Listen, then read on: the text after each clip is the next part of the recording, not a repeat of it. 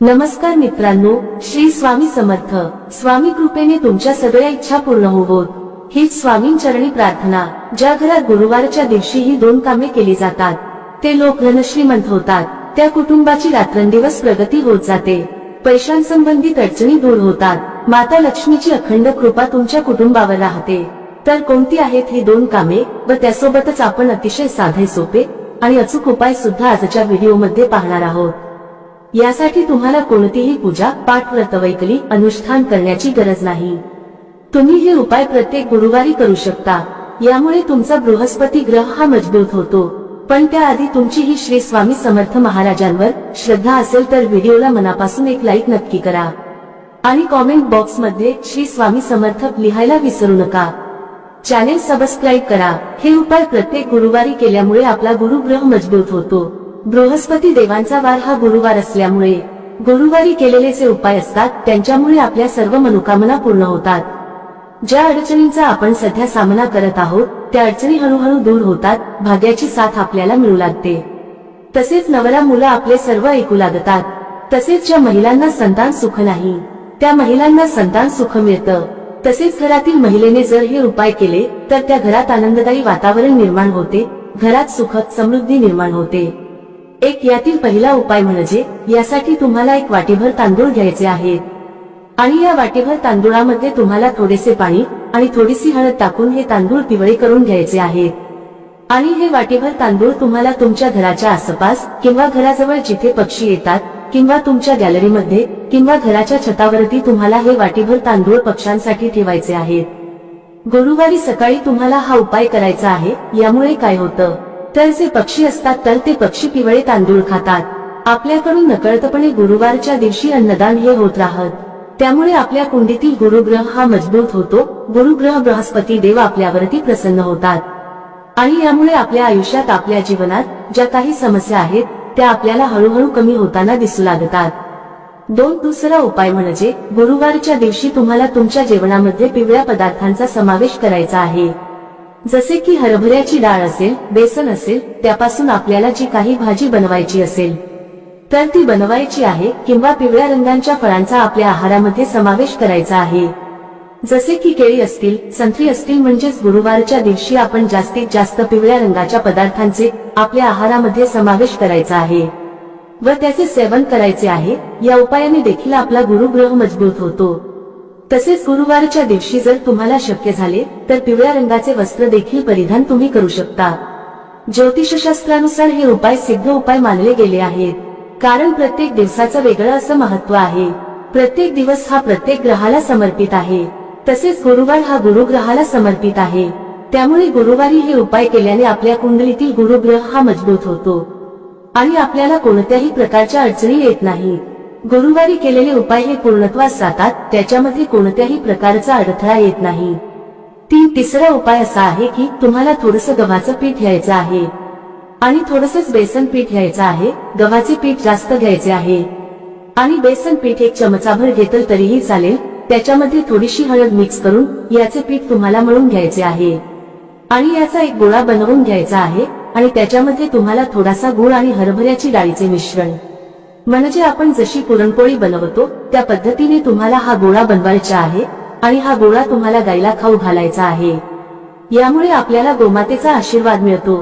तुम्हाला तर माहितीच आहे की गोमातेच्या शरीरात 33 कोटी देवांचा वास असतो. त्यामुळे गुरुवारी जर तुम्ही असे पीठ गायला खाऊ घातले तर त्याचे खूपच असे पुण्यफळ आपल्याला प्राप्त होते. हळूहळू आपली प्रगती होत जाते आणि हे आपल्या लक्षात सुद्धा येत नाही की आपल्या आता चांगले बदल घडू लागले आहेत. तसेच ज्यांचा विवाह होण्यास अडथळा निर्माण होत आहे त्यांचा या उपायाने लवकरात लवकर विवाह होण्यास मदत होईल. विवाह योग लवकर जुळून येईल. चौथा उपाय असा आहे की गुरुवारच्या दिवशी तुम्हाला आंघोळीच्या पाण्यामध्ये चिमूटभर हळद टाकायची आहे आणि या पाण्याने तुम्हाला आंघोळ करायची आहे. तसेच घरातील ज्या ज्येष्ठ व्यक्ती आहेत किंवा तुम्ही ज्यांना गुरु मानता त्यांना तुम्हाला गुरुवारच्या दिवशी आवर्जून नमस्कार करायचा आहे. त्यांचे आशीर्वाद तुम्हाला घ्यायचे आहेत. यामुळे तुमच्या कुंडलीतील गुरुग्रह मजबूत होतो. तसेच घरातील महिलेने गुरुवारच्या दिवशी आपले केस कधीही धुवू नयेत. गुरुवारच्या दिवशी केस धुतल्याने आपला गुरुग्रह हा कमकुवत होतो. त्यामुळे गुरुवारच्या दिवशी केस कधीही धुवू नयेत. जर तुम्हाला खरोखरच गुरुवारच्या दिवशी केस धुणे आवश्यक असेल तर तुम्ही आंघोळीच्या पाण्यामध्ये थोडेसे कच्चे दूध टाकून आपले केस धुवू शकता. पाचवा उपाय असा आहे की गुरुवारच्या दिवशी तुम्हाला एका तांब्याच्या कलशामध्ये पाणी घेऊन त्यामध्ये तुम्हाला थोडेसे कच्चे दूध मिक्स करून तसेच त्यामध्ये थोडीशी चिमूटभर हळद देखील टाकायची आहे आणि हे पाणी तुम्हाला तुळशीला अर्पण करायचे आहे. यामुळे भगवान विष्णू आणि माता लक्ष्मी तुमच्यावरती प्रसन्न होतील आणि भगवान विष्णू आणि माता लक्ष्मीचा आशीर्वाद तुमच्यावरती कायम राहील. तसेच गुरुवारच्या दिवशी तुम्ही सूर्याला जेव्हा अर्घ्य देता तेव्हा त्या पाण्यामध्ये तुम्हाला थोडासा गुळ आणि थोडीशी हळद मिक्स करून या पाण्याने तुम्हाला सूर्यदेवाला अर्घ्य द्यायचा आहे. यामुळे सूर्यदेव देखील तुमच्यावरती प्रसन्न होतील आणि तुम्हाला चांगले आरोग्य देखील प्राप्त होईल. तसेच गुरुवारच्या दिवशी तुम्हाला केळीच्या झाडाची पूजा देखील करायची आहे. जर तुमच्या घरामध्ये किंवा घराच्या आसपास केळीचे झाड असेल तर गुरुवारच्या दिवशी तुम्हाला केळीच्या झाडाची पूजा नक्की करायची आहे.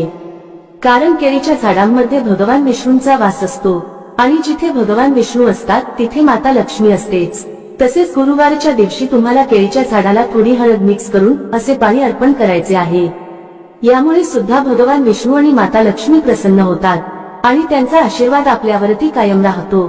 घरात सुखद समृद्धी राहते आणि ज्या काही अडचणी असतात त्या अडचणी हळूहळू कमी व्हायला सुरुवात होते.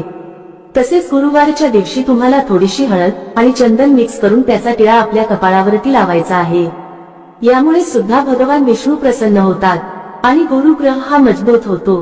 गुरुवारच्या दिवशी थोड्याशा पाण्यात हळद मिक्स करून हे पाणी तुम्हाला तुमच्या घरामध्ये शिंपडायचे आहे.